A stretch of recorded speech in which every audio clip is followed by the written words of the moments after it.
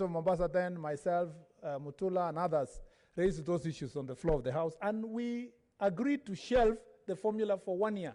The formula actually passed a year later because of the decision we made on the floor of the House. Now, I have this suggestion, Madam Speaker. One is that the formula that has been suggested by the committee is extremely divisive. Even if my county is benefiting, it is ridiculous to see that the other counties are losing colossal amount of resources. At a time that there is no formula anywhere for cushioning them, there is no way of protecting these counties. Madam Speaker, I am the senator of Elgeyo Marakwet County, but I've been given responsibility to be a senator for all counties in the country. And the decisions we make on the floor of this House affects, Madam Speaker, other counties. And a country, if you will allow me an extra 1 minute, I'll appreciate. A country, Madam Speaker, and leading a country will be judged not by the way you treat the strong and the rich. It's how you treat the weak and the marginalized. And we cannot, Mr. Speaker, sit on the floor of this House and preside over a process that marginalizes those who have been marginalized for 50 years further.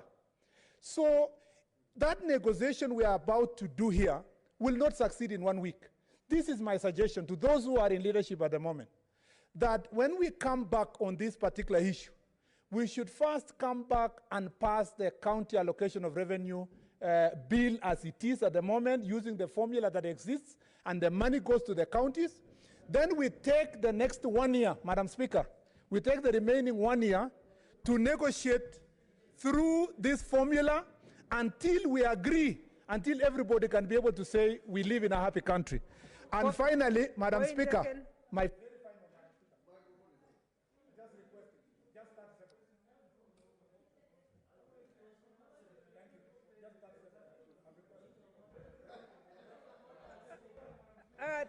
the final issue I'll say is that, Madam Speaker, I want to request those who are involved in this process but are not senators to leave this process to senators and Senate so that we can come to a conclusion that is not interfered from outside. I thank you, Madam Speaker.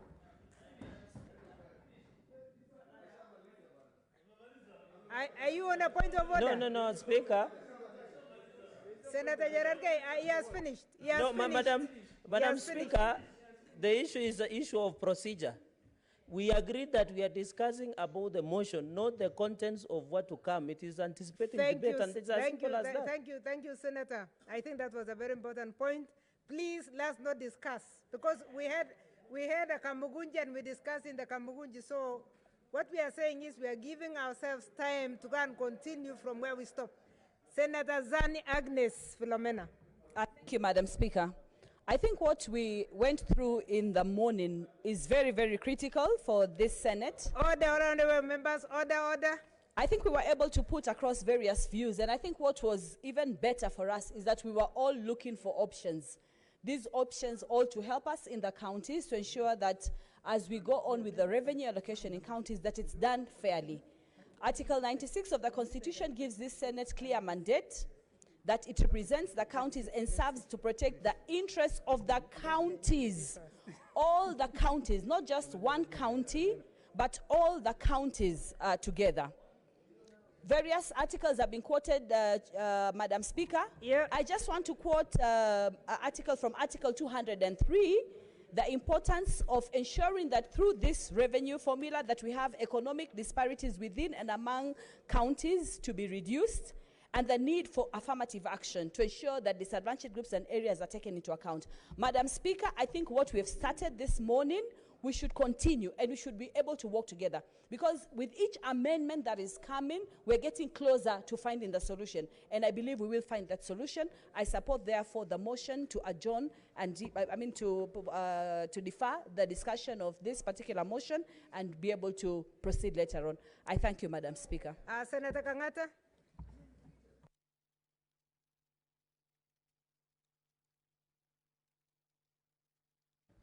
Yes, Madam Speaker, I rise to support the motion by the minority leader.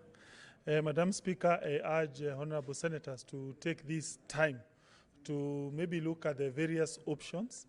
Madam Speaker, notwithstanding this adjournment motion, from where I see it, this is progress in the sense that for the first time, we have seen several amendments and several options which several senators have made to the committee's proposal. I would urge senators kindly, once we adjourn, please take time, you look at various options. You look at various parameters.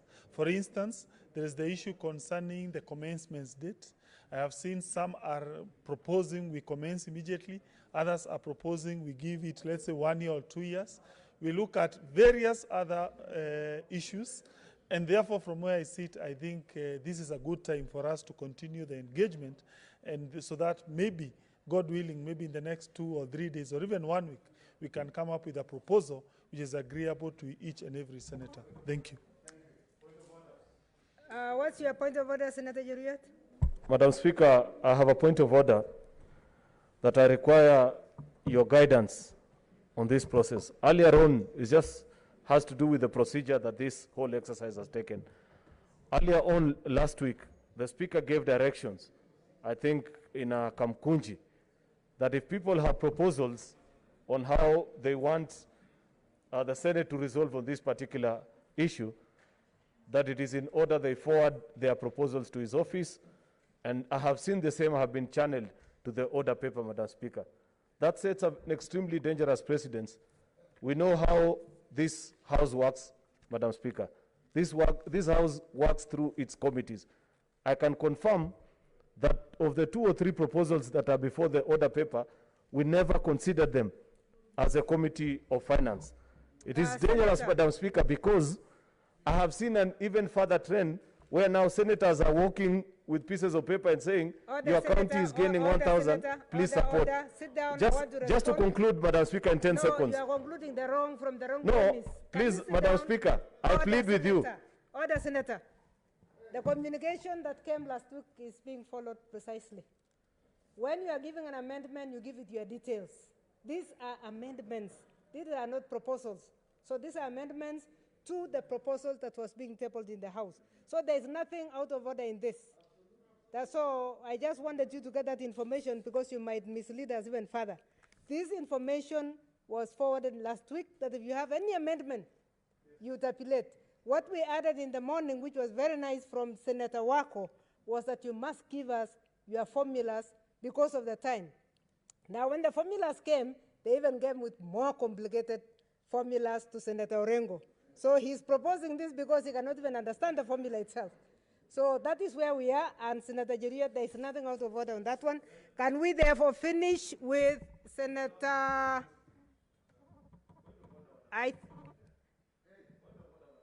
did you understand first that you are not in order in the way you are your line of action? Yes. So you have a different point of order? Yes. What is the different one? I have understood you, Madam Speaker, but I think this issue still needs clarity. Otherwise, what is the quality control on these proposals that are coming? No. Please, it is as simple as just guiding us and saying, in the proposals that are coming in future, can they be channeled through the committee? That's my simple request, Madam Speaker. No. I think you are not understanding. When a proposal from a committee has come to the House and the report has been tabled, Senator Juriat, for your information, you have a right to give us an amendment. So the amendments are the ones that are being tabled now. That is exactly what the standing orders are. Senator, the second senator on this side was Ladama.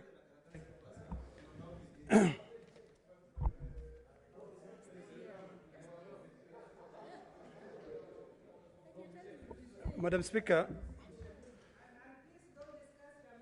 You discuss only the motion for adjournment. Okay. Madam Speaker, thank you. I rise to support the motion to adjourn because I agree with Senator Orengo that these are very, very emotive issues that requires us to be able to internalize what it means by sharing revenue. Madam Speaker, Article 217 and 203 of the Constitution are very clear. And it will be important that every senator who sits here realizes that as a senator of Narok County, I not only represent Narok County, but the entire union. I always say that this is a house of union. And Madam Speaker, the more we take to understand, the way I understand how this revenue, all these formulas are being formulated is different from the way my colleagues understand. So I think it is imperative that even us who have brought in these amendments, which is a right for every senator to bring an amendment at this stage, to be able to reach out to our colleagues and explain the numbers. Because it will be very, very difficult for us to sit here and pass a formula which will divide this country further. So, Madam Speaker, I support and I thank Senator Orengo for the wise leadership. Thank you. Senators, I think I forgot members who were in the extended chamber. And what is your point of order? Madam Speaker, would it be in order if I just take you back to Standing Order 62 that talks about amendments to motions, and that provides that a senator wishes to propose an amendment to be moved and, if necessary, seconded at any time after the question upon the motion has been proposed. Madam Speaker, I think the concern that is raised by Senator Aaron Cheriot is very valid. In as much as any member can propose an amendment and that the amendment goes through the proper procedure with the clerk, Madam Speaker, because of the nature of these amendments, not that it goes to the committee, but before the clerks process it to the order paper, just the assurance that the budget office will have confirmed that the tabulations are actually proper and correct. I think that is the only affirmation, Madam Speaker.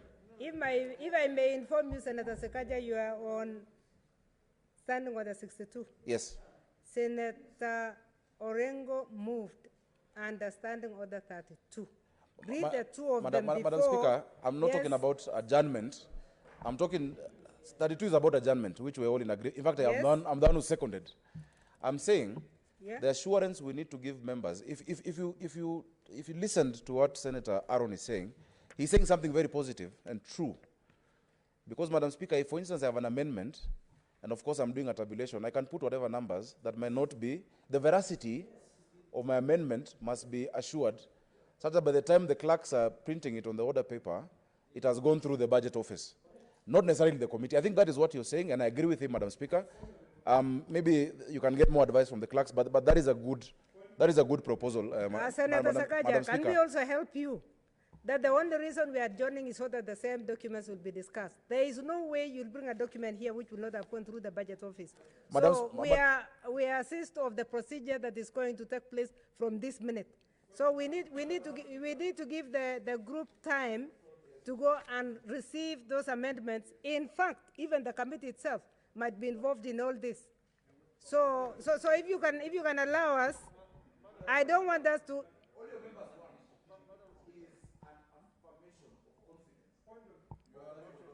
Oh, they already have it. They already have it. Senators, honorable senators, who do you want to inform? No, he has finished. He has finished, so we cannot inform. We cannot inform somebody who has finished. Senator Mbogo.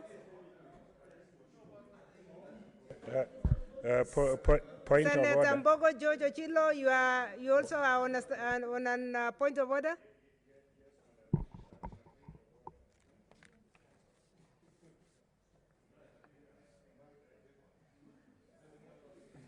Yeah, thank you, Madam Speaker. Madam Speaker, in the course of these back and forth points of order, I have heard a quip that this matter seems to be beyond the committee. I'm the vice chair. Would I be in order to be guided? Because the committee's mandate runs. It keeps on running. It may have a position that may not be popular here. But have we been rendered functus officio so that we fold shop and disappear? Honorable Chilo, today the lawyers are using languages that scientists like ourselves do not understand. I just wanted to inform you, Senate, is that what has been requested is for an adjournment so that further processing is being done. The further processing will definitely not ignore the committee that has been handling this. Number two, The budget office is part of our secretariat. They were with us in the tent a few minutes ago, and they will be part of this. So the processing, I want, if the assurance is what was required, I want to give that assurance that there will be no problem. We are waiting for you to finish it. In fact, we cannot come back before we get all the feedback and before all of us understand these very complicated formulas that have been given. Now, allow me to use my discretion to invite the two last speakers, one of whom was from the other tent, the other chamber, Senator Kindiki, who was my own staff in Moi University, the first PhD in law in Kenya, and of course my predecessor, Senator Kindiki. And then the final one will be Senator Wetangula, and we are done. Thank you, Madam Speaker, and congratulations on your election as Deputy Speaker of the House. Madam Speaker, I stand to support the motion by the Senator of Siaya, my learned senior Senator James Orengo, to adjourn the House. I support, Madam Speaker, the reasons advanced by the mover of the motion, which is to consult. Madam Speaker, the reason we must consult and do so soberly is because we are about to destroy the country. Madam Speaker, I say so because the consequences whereby we are going to entrench the marginalization that has affected this country for decades, if not for more than a century, those consequences will live for them for the next century or more. It may look simple. Somebody somewhere may be celebrating that your county is getting a few hundreds of millions at the expense of another county. Madam Speaker, the people of Kenya should know and should remind themselves that the only thing that helped this country to manage its politics and its affairs for a while is devolution.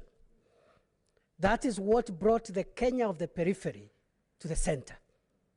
Today, we are here talking about Tharaka Nithi, Isiolo, Kilifi, Marsabit, Mandera, Makueni, and a few counties, including Kisii and Nyamira. The same sword that will be used to deny any county even a shilling of what it got last year can be the sword that will be used someday in future by a national government that hates devolution to slash money from each and every county.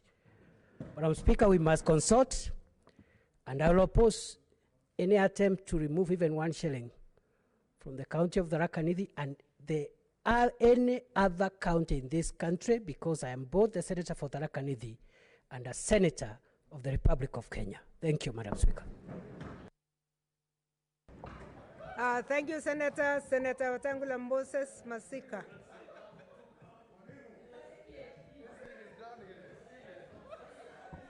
Thank you, Madam Speaker.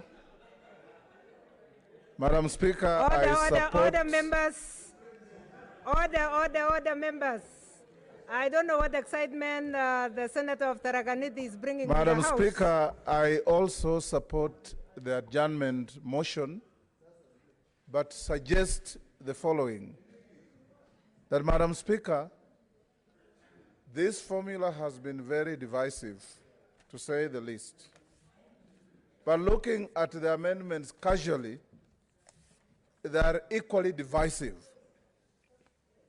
And Madam Speaker, we are going to end up in a state of these amendments also being dead on arrival. What we need to do is what we did in the last parliament. And Senator Orengo was here, Aaron Cheriot was here, Murkomen, and the others. It took us 3 working days as a whole Senate in Naivasha to push and pull together with the entire CRA with us to come up with a formula that we brought to this House and everybody passed. It is going to be unlikely, Madam Speaker, that even if we adjourned for 2-3 weeks, and you look at these amendments, I remember the words the distinguished senator from Mombasa came to tell me here, that at the way we are going to have 47 formulas on the floor. Everybody will come with a formula. And scientific as it may be, everybody wants something. This is a house of equity, it's a house of equality. Equality of the vote, Lamu carries 1 vote, Nairobi carries 1 vote. And equity because we must slash a level that makes every single corner of this country comfortable in the process of allocating money. So let me urge that the leadership of this House, my distinguished colleague from West Pokot and from Siaya, take leadership when the country loosens out this closure. Take this House the way we did in the last Parliament. Call CRA and any other experts we need and bring a formula that a person in Mandera feels as comfortable as a person in Nairobi, as a person in Kiambu, as a person in Bungoma. That is the only way we can achieve our equity and equality as a House of Senate. Thank you, Madam Speaker. Honorable Senators, thank you for your indulgence. I now put the question because I've determined it doesn't concern counties and it's going to be on vote. I now put the question, which is that the Senate do now adjourn. Will as many as of that opinion say aye? Aye. Will as many as of the contrary say nay? The ayes have it. Honorable Senators, it's now time to interrupt the business of the Senate. The House therefore stands adjourned until tomorrow, Tuesday, 14th July 2020. Order members, we have not finished. The House therefore stands adjourned until tomorrow, Tuesday, 14th July 2020 at 2 p.m. 2:30 p.m.